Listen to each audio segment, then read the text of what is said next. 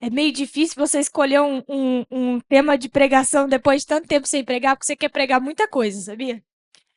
É, eu falei pro presbitério na sexta-feira, que eu senti bastante falta de pregar. Eu realmente gosto muito de poder estudar a palavra e poder compartilhar com a igreja. E o texto que a gente vai estudar hoje, a palavra que a gente vai ouvir hoje, tem muito a ver com uma reflexão pessoal.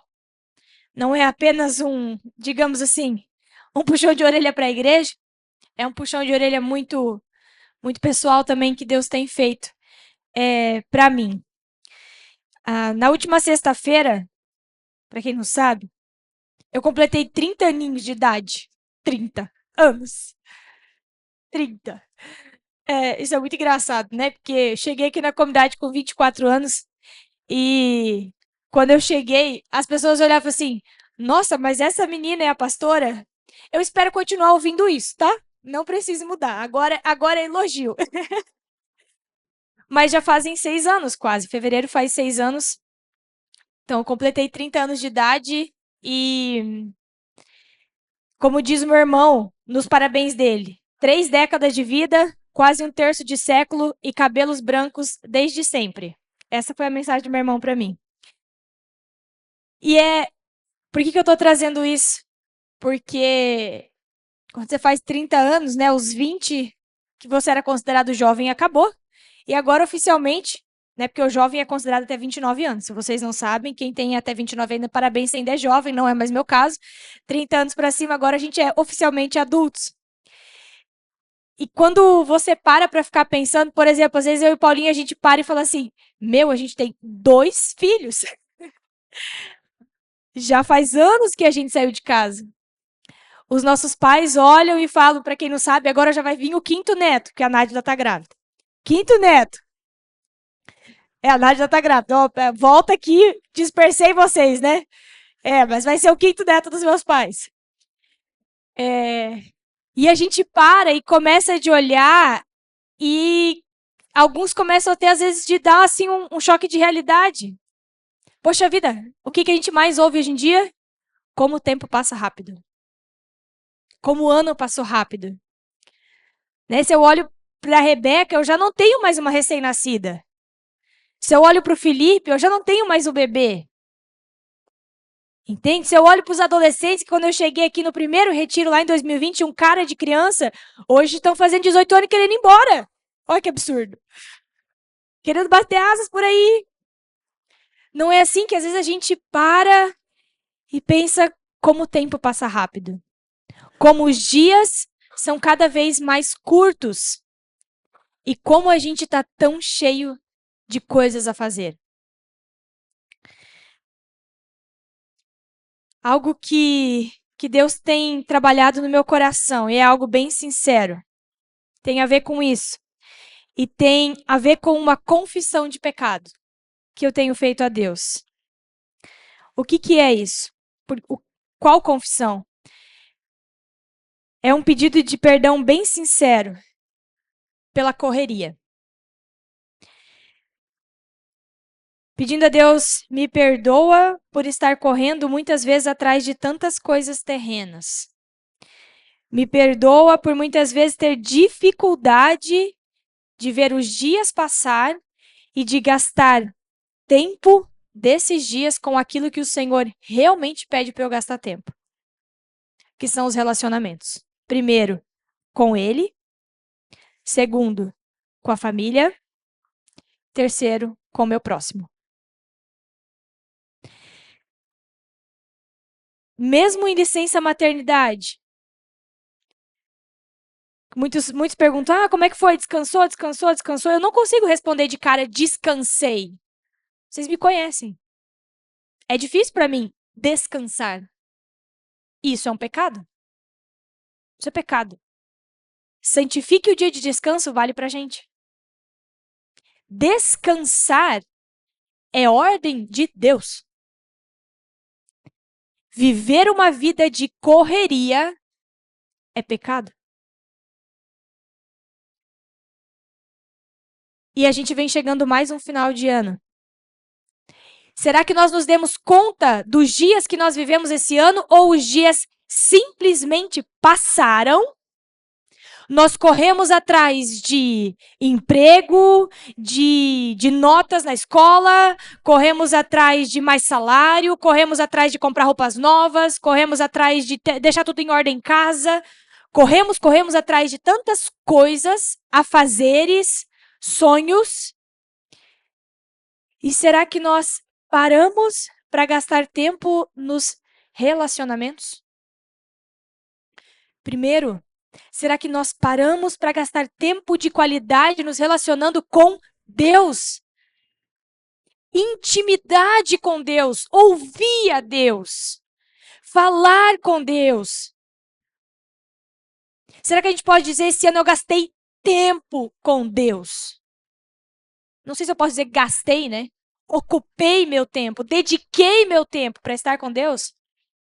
Você pode olhar para esse ano e dizer, esse ano eu dediquei meu tempo para estar com a minha família, para zelar pela minha família, para saber o que os meus filhos estão pensando, para saber o que está passando na cabeça do meu cônjuge, dos meus pais, para ver o que está dando angústia dentro da minha casa. Será que a gente pode dizer, esse ano eu ocupei o meu tempo com pessoas? Nos relacionamentos, na comunidade, no meu trabalho, na minha família, nos meus parentes? Será que eu gastei tempo com pessoas? Revisa aí o tempo que você gastou esse ano. Ou nesse tempo que você gastou a mais, você se imagina apenas dentro de um carro, correndo para cima e para baixo, numa fila de mercado, vendo qual roupa você vai comprar no carrinho da Shopee, da Shein. Gastou seu tempo rodando Reels de Instagram, de TikTok, de sei lá mais o que, de rede social. Gastou o seu tempo com a televisão ligada e a casa toda distante, o seu filho talvez ali no celular, a sua esposa lá na cozinha, e você ali na frente da TV. Como é que foi? Onde você gastou seu tempo? O tempo passou rápido mesmo. Passa rápido mesmo. Nesse período de licença maternidade, eu já compartilhei isso aqui algumas vezes, mas meus pais, eles têm um hábito que eu preciso aprender. Eles têm o hábito, por causa do chimarrão, né? Mas a gente não precisa ser por causa do chimarrão, pode ser pelo tererê, pelo cafezinho, por qualquer outra coisa, simplesmente por sentar. 2 vezes, no mínimo, por dia, eles sentam para tomar chimarrão. E aí, uma das coisas que meu pai até reclamou, mãe, se você está assistindo essa pregação, você não sabe, mas o pai reclamou disso, porque eles assistem todas as pregações. Ele falou assim: sua mãe não consegue sentar para tomar o chimarrão, sem estar dobrando uma roupa, sem estar estendendo uma roupa, sem estar fazendo alguma coisa. É hora de sentar e tomar chimarrão. Senta e toma chimarrão. Não faça mais nada. Gente, e eu sou igualzinha à minha mãe. Que dificuldade de sentar meia hora, não é muito tempo, 15 minutos, meia hora, para simplesmente estar ali. Sem celular, sem distrações, conversando, brincando, vendo as palhaçadas do Felipe, compartilhando sobre como foi o dia. Eles fazem isso 4:30 da manhã, 5 horas, antes de trabalhar, e 6 horas da tarde. Antes de ir para o pequeno grupo, antes de ir para a reunião da igreja, antes de jantar. É o tempo da roda de chimarrão. É o tempo em que se conversa sobre o que vai fazer no dia, sobre o que se fez. É o tempo que cada um sabe como o outro está. E nesse tempo que a gente estava lá, o Felipe ele pegou esse hábito de tomar chimarrão, né? E aí ele falava assim: vamos. Ele arrumava a roda. Vamos, tá na hora de tomar chimarrão. Senta na roda. Em poucos meses, 2 meses, ele aprendeu esse hábito. Será que nós conseguimos descansar nessa sociedade de consumo que a gente está vivendo? Será que a gente não está sendo consumido por uma rotina cansativa, desgastante e com falsos descansos? Porque o celular é um falso descanso, a TV é um falso descanso. Não se iludam. Telas não descansam vocês. Telas não descansam a gente.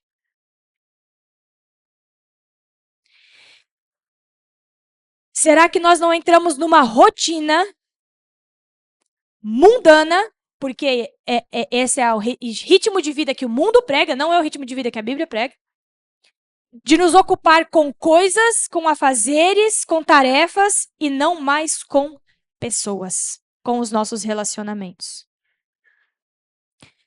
Quero convidar vocês a abrir a Bíblia lá em Mateus capítulo 3.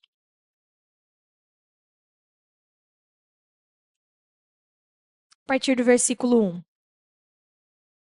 Evangelho de Mateus, Novo Testamento, capítulo 3, versículo 1.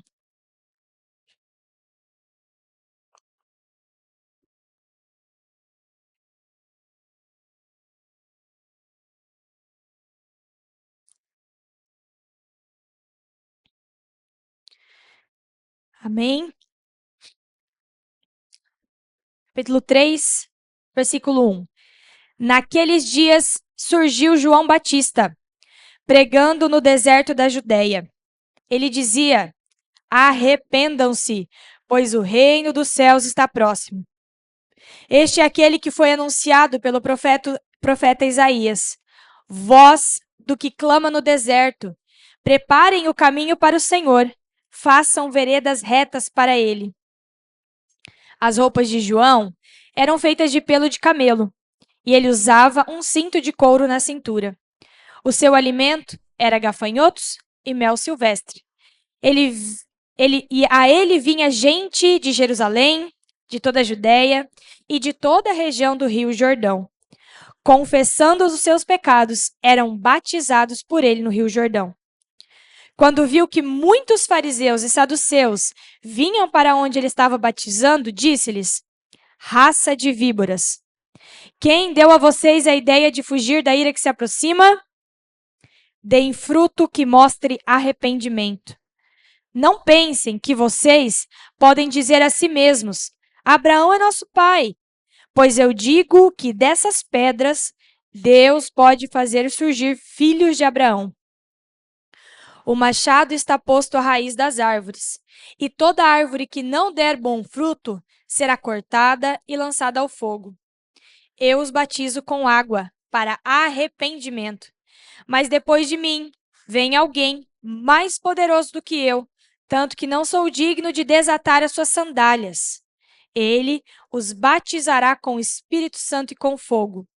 Ele traz a pá em sua mão e limpará a sua eira, juntando o seu trigo no celeiro, mas queimará a palha com fogo que nunca se apaga.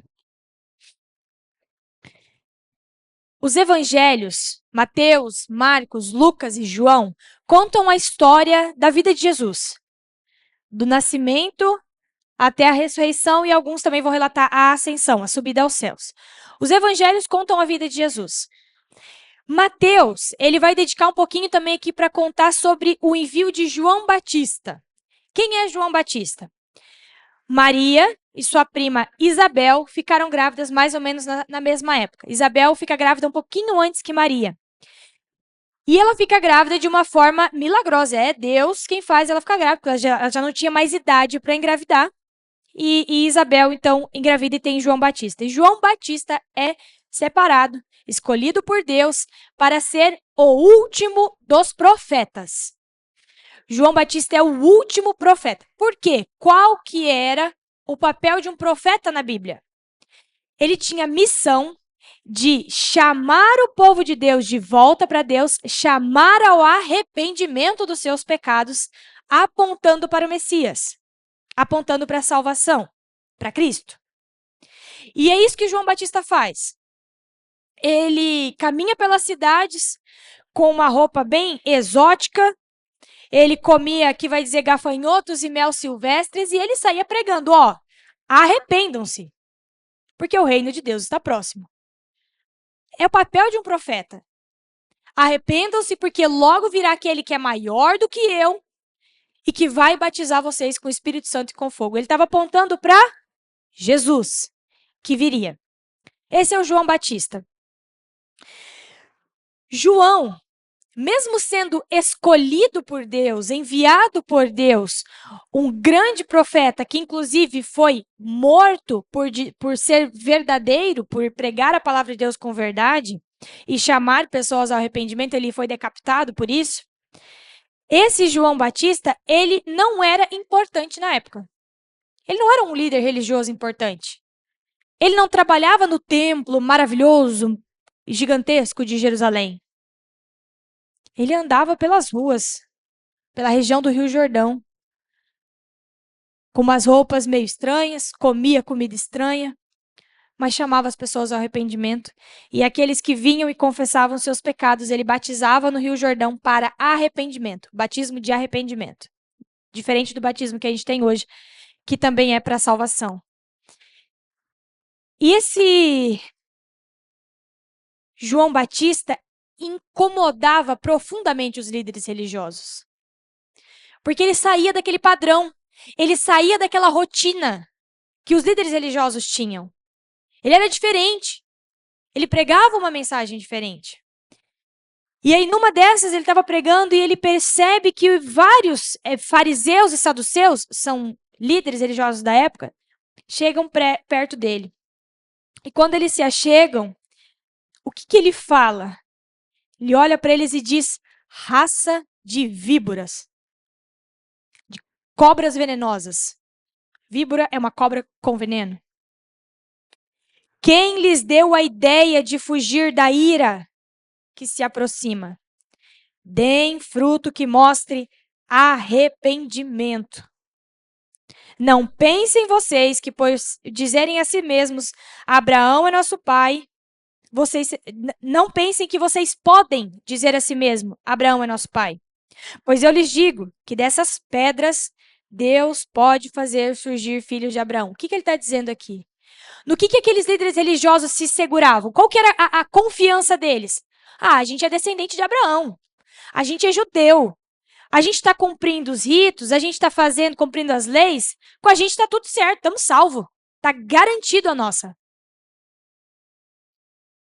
Isso significa dizer somos filhos de Abraão. É mais ou menos assim que acontece com a gente. Não, mas eu sou membro de uma igreja. Não, mas eu tenho a Bíblia em casa, leio ela de vez em quando, vou aos cultos. Eu tô na minha rotina religiosa, tá tudo certo. Tô garantida. Tô garantido. E eles entraram naquela rotina de ritos, de leis e de costumes. E os dias foram passando. Assim como a gente entra numa rotina de vida e os dias vão passando. Ser cristão se torna uma rotina. Entende? Vir ao culto se torna só mais um domingo. Abrir a Bíblia para ler se torna só mais uma obrigação. Faz parte da rotina. Ah, é assim mesmo, e tá bom. Eles já tinham uma rotina estabelecida, mas João começa a pregar sobre arrependimento. Mas que abusado. E daí ele olha para aqueles líderes religiosos e diz: raça de víboras. Deem fruto que mostre arrependimento. O que a gente fala? Pelo fruto vocês conhecerão a árvore. O fruto do cristão é o sinal visível do relacionamento dele com Deus. Árvore que não dá fruto só serve para quê? Ser cortada e lançada no fogo. Lenha. É isso que o texto está dizendo. Deem fruto que mostre o arrependimento.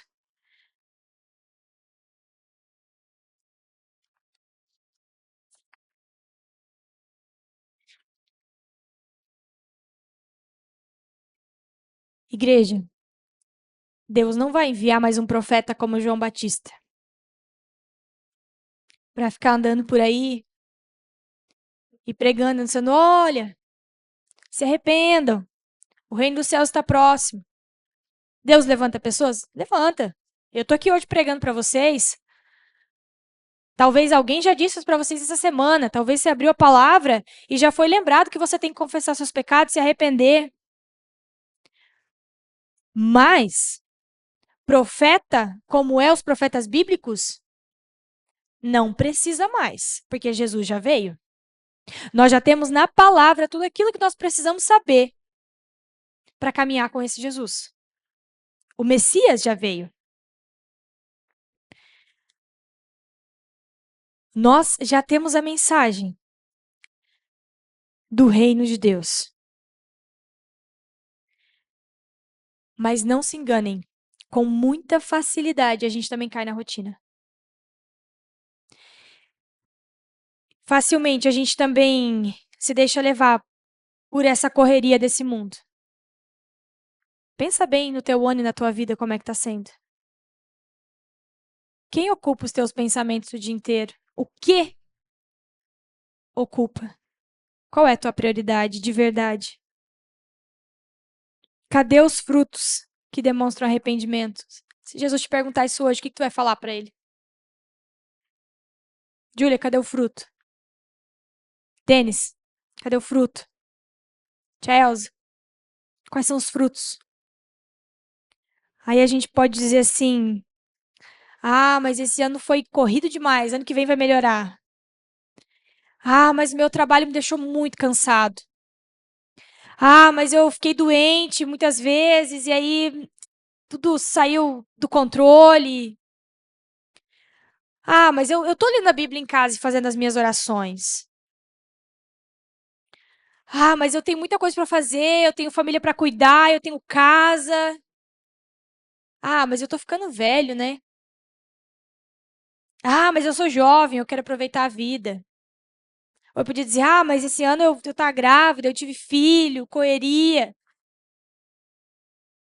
Quais são as desculpas que a gente daria por termos sido cristãos que talvez não frutificaram, não deram frutos para glorificar e honrar a Deus? É tempo de produzir frutos. Mateus 3,10 diz: o machado já está posto à raiz das árvores. Toda árvore que não der bom fruto será cortada e lançada no fogo. O Espírito Santo, ele distribui dons. Todos nós temos dons. Mas é o fruto que revela do que de fato nós estamos cheios. É o fruto que revela como está o nosso relacionamento com Deus. A vida realmente passa muito rápido. Eu fiquei sabendo que há uns cultos atrás o João deu um susto em vocês. Não sei quem estava no culto. Talvez, eu não sei se foi para isso, eu não assisti a pregação, só vi o tombo. Porque o Paulinho gravou, né? Mas o João caiu aqui em cima, para quem não sabe. Fez um teatro. Mas eu acredito que tenha sido justamente para isso, para dizer, olha, a vida passa. Os dias passam. Como nós estamos gastando os nossos dias? Igreja, vamos parar de nos segurar nas nossas justificativas de dizer que a vida é corrida demais, que está faltando tempo, que tem coisa demais para fazer. Todo o tempo que nós demos foi dado por Deus. Cada hora do nosso dia foi dada por Deus. Se dentro da nossa vida nós não conseguimos destinar algumas horas do nosso dia para zelar por aquilo que Ele nos pede, que é o nosso relacionamento com Ele, o nosso relacionamento com a família, o nosso relacionamento com o próximo, nós estamos pecando gravemente. Todo o tempo que nos foi dado por Deus. E esse tempo pode acabar a qualquer hora. Que quando o nosso tempo acabar, que o que vai ficar vão ser os nossos frutos.